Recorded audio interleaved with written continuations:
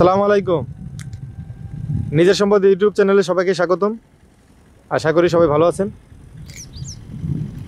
যাদের কাউন দিয়ে জমি কেনার ইচ্ছে ছিল, এখনও ইচ্ছে আছে এবং ভবিষ্যতে হইলেও কিনবেন, এই ছোট জমি হোক বড় জমি হোক, আজকে তাদের জন্য আর কি। ধারাবাহিকভাবে আপনি যাদের বাজেট কম, যাদের বাজেট 5 লাখের কম, তারা এই যে আপনার মোটামুটি ব্রিজ থেকে 1 কিলোমিটার উত্তর দিক থেকে জমি দেখা শুরু করবেন। যাদের বাজেট আরও কম, তারা এই যে গরানছটবাড়ি যে ফ্যামিলি পার্ক আছে, এটার পশ্চিম দিক থেকে আর একটু উত্তর দিকে দেখা শুরু করবেন। যাদের বাজেট আরও কম, তারা ইস্টার্ন হাউজিং বেরিবাদ থেকে ওই যে আপনার জমিগুলো দেখা যায়, ওদিকে জমি দেখা শুরু করবেন। এর মানে হচ্ছে যে এখানে সবার জন্যই জমি আছে। এই কাউন্দিয়া মৌজার মধ্যে সবার চাহিদা সম্পন্ন জমি আছে। কারো যদি 60 ফিটের সাথে খুব ফরওয়ার্ড জমি লাগে, সেই জমিও আছে, সবচেয়ে দামি বেশি। কারো 30 ফিটের সাথে লাগে, সেটারও সেই জমিও আছে।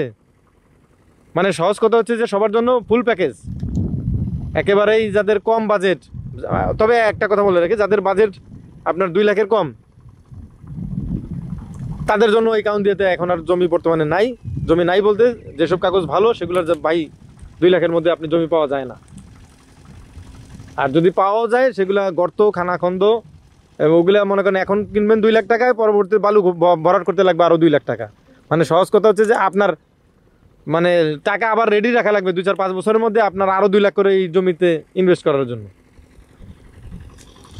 এবং ভবিষ্যতে বাড়ি করতে গেলে পাইলিং মাস্ট, আবারও একটা খরচ আপনার হাতে থেকে থাকবে আর কি।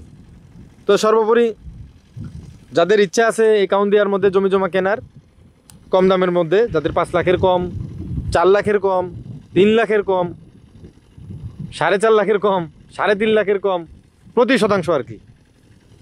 অনেকে আবার মাইন্ড করে, ভাই কষ্ট লাগে নাকি জমির দাম বলতে, ওই 3 লাখ প্লাস 3 প্লাস 10 প্লাস বললে অনেকে বুঝতে ভুল করে আর কি।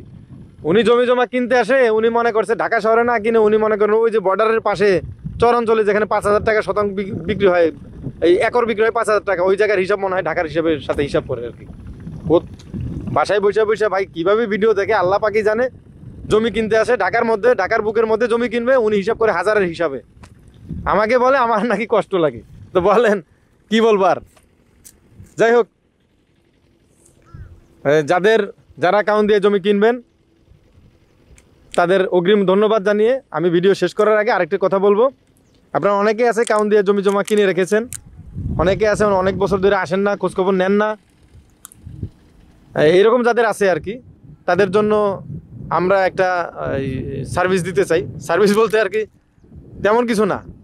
আপনার জমি কত জায়গায় আছে আপনারা বললে, সেই জমিতে এখন কি পানি আছে, না এখন খানাখন্দ আছে, না এখন বালু ভরাটের কাছে, না এখন পানি শুকিয়ে গেছে, ইত্যাদি হাল কি আছে, হালচাল কেমন আছে বর্তমানে, এটা জানার যাদের আগ্রহ আছে তারা আমাদেরকে বললে আমরা সেটার ব্যবস্থা করব।